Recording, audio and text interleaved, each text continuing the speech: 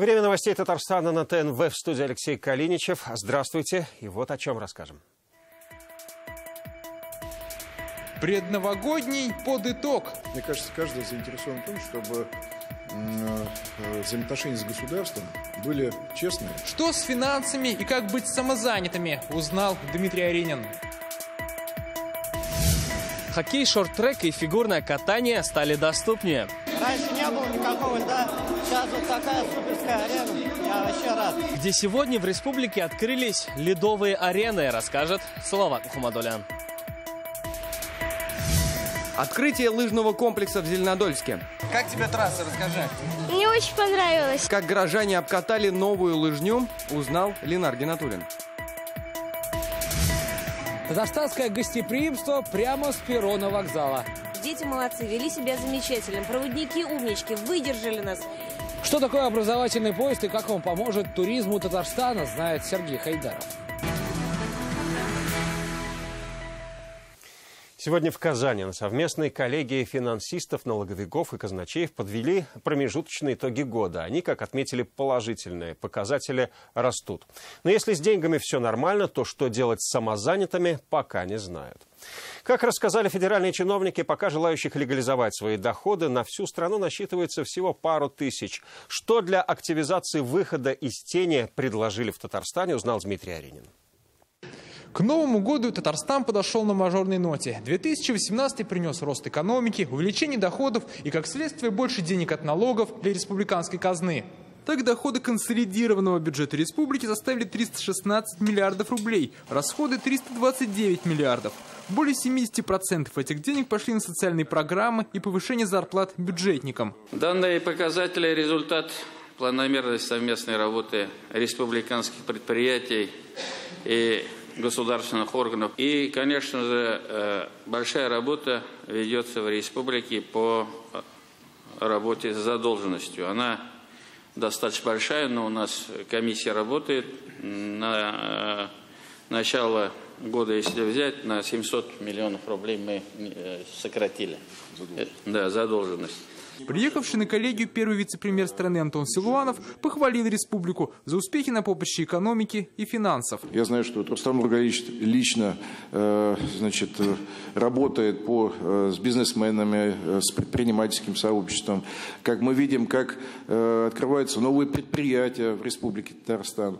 Это пример вообще для других субъектов Российской Федерации. Уже со следующего года Татарстану в числе других пилотных регионов предстоит опробовать для всей страны эксперимент по самозанятым. Как рассказали федеральные чиновники, пока в России о таком статусе заявили и готовы платить налоги только 2000 человек. Если нам удастся действительно убедить налогоплательщиков самозанятых, которые ведут бизнес, которых мы сейчас не видим, выйти из тени, то мы увидим и выведем из тени большой сектор экономики, который сейчас просто находится вне нашего поля зрения, и, соответственно, мы не видим эти доходы, и вы не можете их использовать, планируя расходную часть. Мне кажется, каждый заинтересован в том, чтобы взаимоотношения с государством были честные, и не было проблем потом и с пенсиями, и с медицинским обслуживанием. Как отметил Рустам Минниханов, чтобы налоговое новшество заработало в полную силу, людям нужно лучше объяснять. И чтобы самозанятые не боялись легализоваться, надзорным органам нужно умерить свой пыл.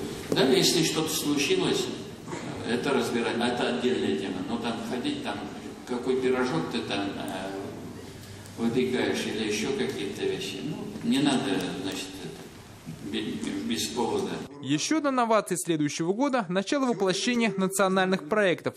По ним экономика и множество других сфер должны получить ускоренное развитие. Как заявил Рустам Минниханов, республика к такому марш-броску готова.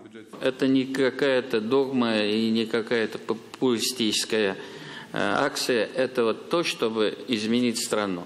И никто ее менять не будет. Это мы должны делать. Дмитрий Аринин, Алмаз Зиединов, ТНВ, Казань. Для хоккея, шорт-трека и фигурных катаний сегодня в республике открылись сразу две ледовые арены. По федеральной целевой программе построен дворец Алтын-Барс в Дрожжиновском районе и по заказу Министерства обороны Суворовец в Казани. Так, Татарстан теперь насчитывает 43 крытых ледовых арены. И это не предел. Где еще ждать открытия и кто будет заниматься во дворах, расскажет Салават Мухаммадуллин. Историческое вбрасывание и ледовая арена Суворовец официально открыта. Первыми лед оценили самые юные хоккеисты.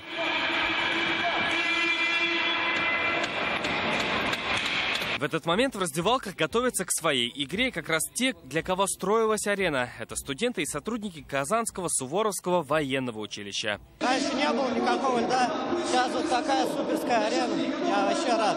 Арена на высоком уровне, на достойном. Праздник-шоу, для всех праздник большой, всем все нравится. Трибуны почти на 300 мест, оборудованные раздевалки и заливочная машина. Арена уже готова принимать соревнования. Такие же дворцы сегодня открылись в Мурманске и Петрозаводске. По заказу Министерства обороны Казань попала в число первых городов страны, где появятся суворовские ледовые дворцы. Мы приняли для себя решение. В течение 3 лет все довузовские, а это значит суворовские, нахимовские, президентские кадетские училища, будут иметь катки, бассейны и комплексные спортивные залы. И сегодня в республике открылась не одна ледовая арена. Круглый год заниматься хоккеем, шорт-треком и фигурным катанием теперь смогут и жители Дрожжановского района. Дворец назвали «Алтын Барс».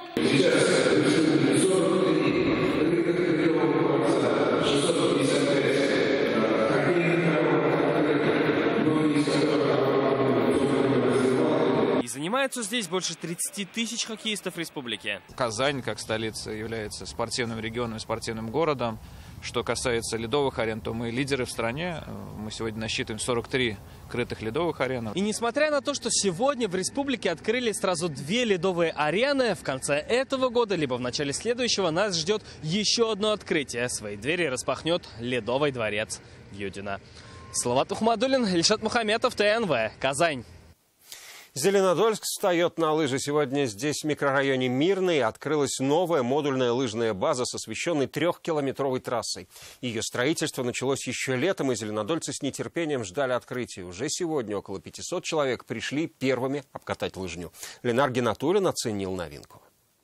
Аплодируем, дорогие друзья, аплодируем, не стесняйтесь. В Зеленодольске сегодня праздник. У горожан появилась новая лыжная база прямо в спальном районе. Одним из инициаторов этого события стал директор детской спортивной школы номер 4 Евгений Белов. Действительно, столько спортсменов, столько желающих. Сам он мастер спорта международного класса и чемпион России. Работал тренером около 15 лет и воспитал немало спортивных звезд мирового уровня. Среди них и серебряный медалист чемпионата мира, серебряный и бронзовый медалист зимних Олимпийских игр 2018 года Андрей Ларьков.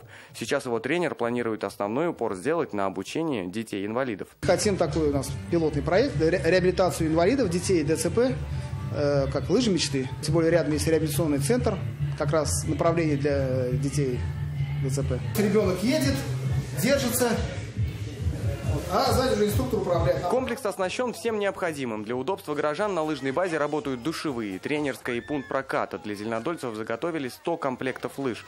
И сегодня горожаны уже опробовали новую освещенную трассу длиной 3 километра. Как тебе трасса, расскажи? Мне очень понравилось. Ну, трасса такая хорошая, подъемы есть, рабочая такая. Очень она понравилась. Много спусков, много подъемов. Это вторая лыжная трасса в Зеленодольске. Первая уже давно функционирует в другой части города, но на всех ее не хватало. Поэтому и решили строить еще одну. И она не последняя. Мы уже начали осенью новый сквер вдоль жилых домов, который идет. У каждого части района, этой части района Мирного, есть интересные решения. И все они связаны с общественным пространством. Ну что ж, первый объект построен, а это значит, что пора вставать на лыжи. Но если у вас нет такого желания, то всегда можно весело провести время на 2 горках для тюбинга. Ну что, ребята, поехали! Ленар Гинатуллин, Марат Зайдуллин, ТНВ, Зеленодольский район. Надо убирать лучше, просят жители. Уберите тогда машины, отвечают коммунальные службы. В зимний период традиционно обостряется противостояние автовладельцев и дорожных рабочих. Все потому, что машины, оставленные вдоль дорог и во дворе, мешают снегоуборочной технике. В очередной рейд по улицам Нижнекамска вместе с сотрудниками технической инспекции отправились и журналисты. Этим памятным снимкам автовладельцы вряд ли обрадуются. Для них такая парковка после фотофиксации станет платной. Во время уборки снега машины оставлять вдоль обочины нельзя, еще раз напоминают проверяющие. Иначе штраф от 2 до 3,5 тысяч рублей. Снегоуборочной технике приходится маневрировать между автомобилями. Как следствие, некачественная чистка дорог, на которую жалуются и сами водители. Машины, они сужают проезжую часть. При чистке мы не можем, между машинами, они стоят сплошным рядом, не можем почистить дорогу. Поступает очень много жалоб по этому поводу. Хотя техника работает. Подобные рейды будут проходить регулярно, предупреждают инспекторы. По результатам предыдущего 25 автолюбителей привлечены к ответственности. С проведением уборки внутриквартальных дорог от снега на территорию города просим отнестись с пониманием и во время уборки убирать транспортные средства с проезжей части для беспрепятственного передвижения уборочной техники. О предстоящей уборке коммунальщики предупреждают заранее и просят автовладельцев внимательнее следить за объявлениями и не нарушать правила, чтобы не стать объектом внимания проверяющих. Светлана Звонарева, Анастасия Шакирова, Марсель Джураев, ТНВ, Нижнекамск. Поезд, который учит, и новый железнодорожный путь. Речь идет о новом поезде, который теперь курсирует между городами Казань и Самара. Этот маршрут организован в рамках проекта «Вагон знаний». Он уже привез сегодня в столицу республики 300 самарских школьников. Почему теперь они точно считают Казань сказочным городом, знает Сергей Хайдаров. Казанский вокзал, 6 утра. Этот поезд прибыл в столицу по новому маршруту Самара-Казань. В вагонах почти 300 школьников Самарской области. Здравствуйте. Доброе утро. Уже на перроне гостей тепло встречает. Все, как и полагается, в гостеприимном Татарстане. С порога сладкий чак-чак и музыка.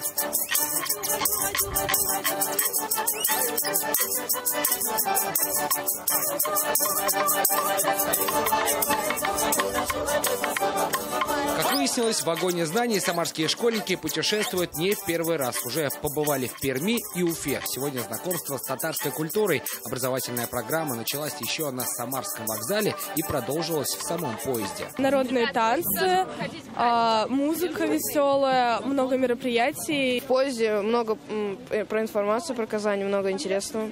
Все прочитали. Дети молодцы, вели себя замечательно. Проводники умнички, выдержали нас. Нет, все было отлично, тепло, комфортно, все вкусно, нас встретили. Отлично. Сегодня самарских школьников в Татарстане ждал настоящий сказочный новогодний сюрприз. Они уж точно никак не ожидали здесь на перроне в 6 утра увидеть самого настоящего Дедушку Мороза. Кыш-бабай, дорогой, я самый главный волшебник Татарстана. Доброе утро, дорогие друзья! За последние 2 года на поезде знаний прокатились почти 10 тысяч российских школьников. Они путешествуют по стране и заодно изучают регионы. Проект позволяет выполнить целый ряд задач. Реализовать, во-первых, безопасные маршруты, что особенно важно в межсезонье и в зимний период. И, во-вторых, это доступно очень по цене. То есть сегодня в ночь они с утра приезжают и в ночь обратно возвращаются уже в Самару. Это очень комфортно, это без проживания. Сегодня в этот вагон знаний запрыгнул и Татарстан. Такие поездки будут регулярные, то есть они как минимум 1 раз в месяц. При большом спросе это может быть и больше. И очень важно, что такой проект состоялся. У нас, несмотря на то, что Самары мы находимся очень близко друг от друга, но такой организованной хорошей перевозки между нами не было.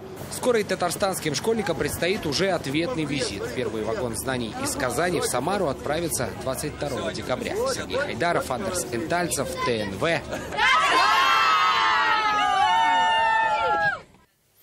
Они спасли Рим, спасут и новогодний стол. Сегодня в Челнах стартовала традиционная гусиная ярмарка. И идти по выходным они теперь будут вплоть до Нового года.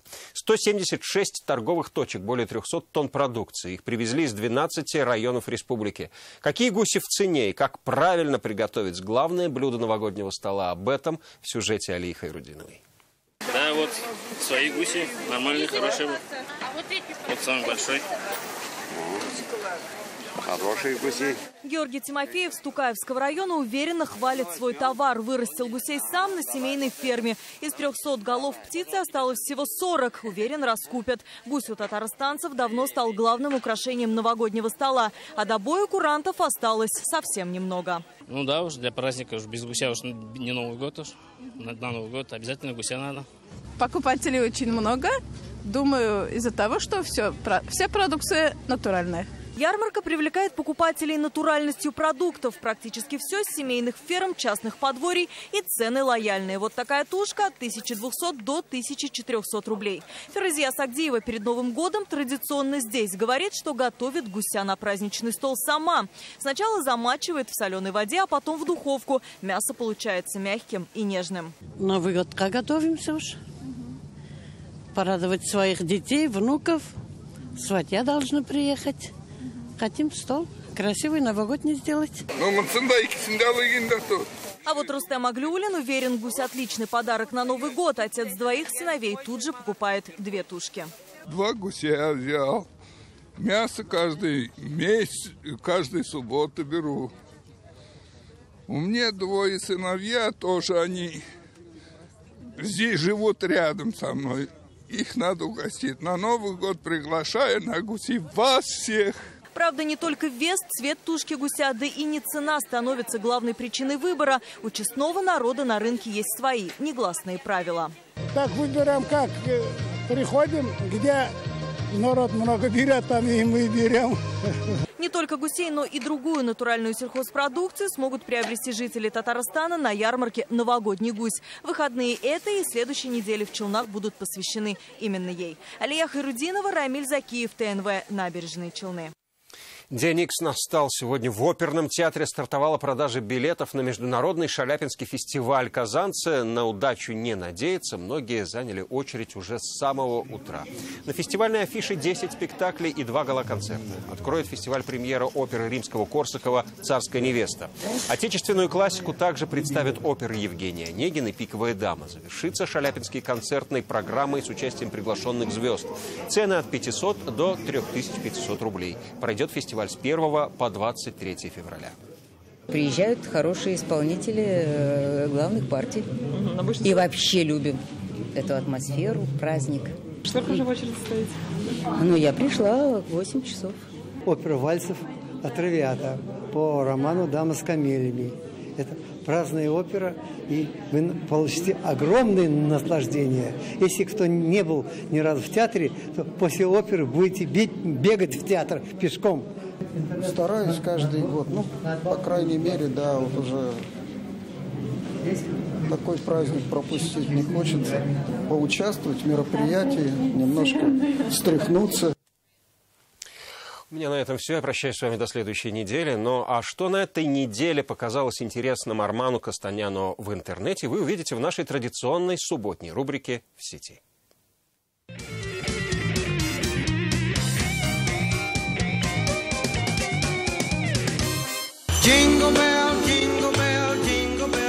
Буквально 2 недели осталось до Нового года, и уже город начинает зажигаться новогодними огоньками, и везде уже создают праздничную атмосферу. И по традиции Инстаграм пестрит фотографиями того, как украшаются автобусы. Причем в комментариях пишут, что автобусы украшены намного лучше, чем у них дома. Ну, неудивительно, ведь в автобусе даже водитель Дед Мороз.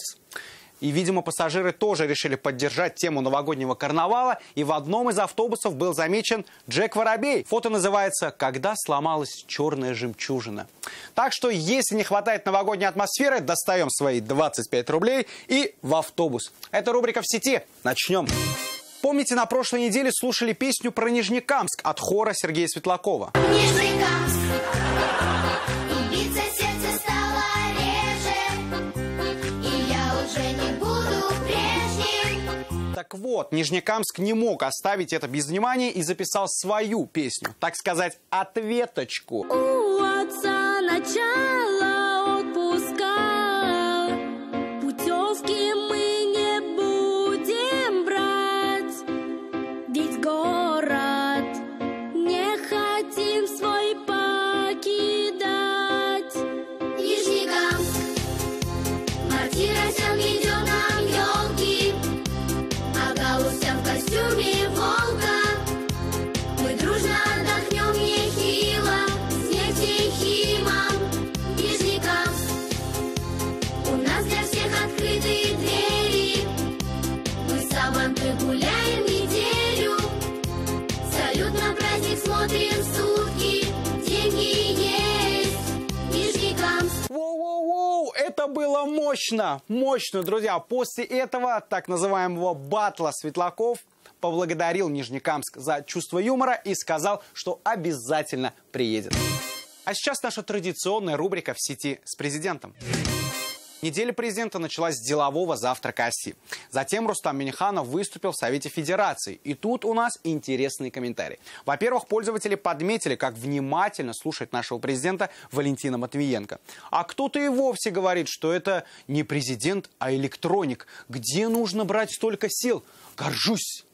После этого День Конституции России, а потом встреча с Дмитрием Медведевым. На этом пока все, а мы идем дальше. В Китае прошел конкурс по поеданию перца чили на скорость. На слух не так интересно, а вот если вы посмотрите на эти кадры, то ваш рот точно начнет уже потихонечку разгораться.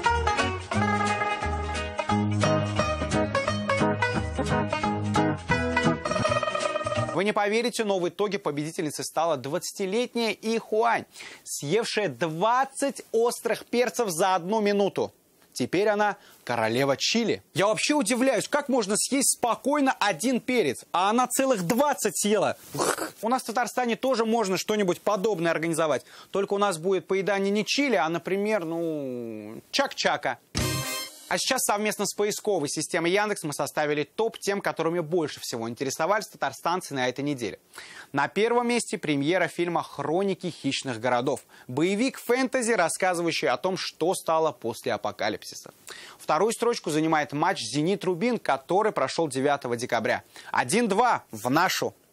И замыкает нашу тройку урок цифры. Урок о безопасном использовании сети. Короче, ПДД только в интернете. Ну и напоследок вам небольшая порция милоты. Прощаюсь с вами на неделю, а вы будьте в сети. Но недолго. Хороших выходных. Пока. Дима, нам скоро домой. Дим, борись со сном. Борись.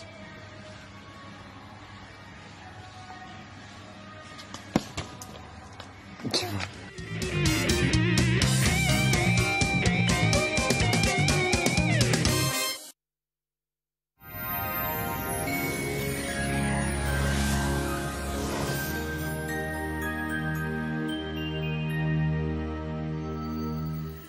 Здравствуйте. Солнце не спешит радовать жителей Татарстана. В республике по-прежнему пасмурно. Временами наблюдаются осадки. Более подробнее о погоде после небольшой информации. В Новый год с новой кухней. Успейте заказать кухню вашей мечты в Данил Мастер с новогодней скидкой 20%. Приходите. Казань, Восстание 23. Звоните 2-167-166.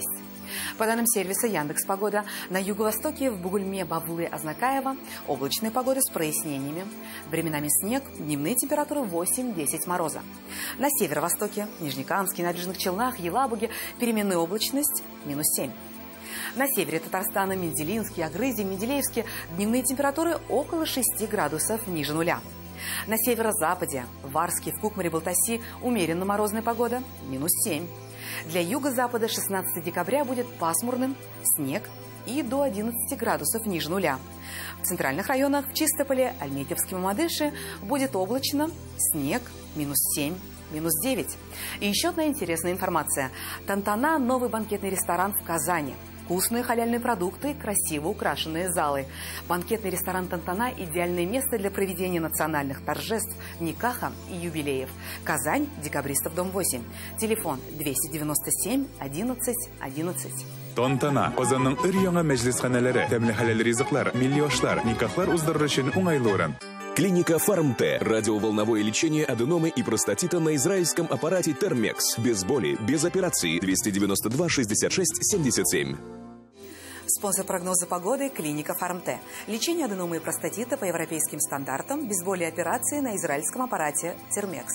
Телефон в Казани 292 66 77.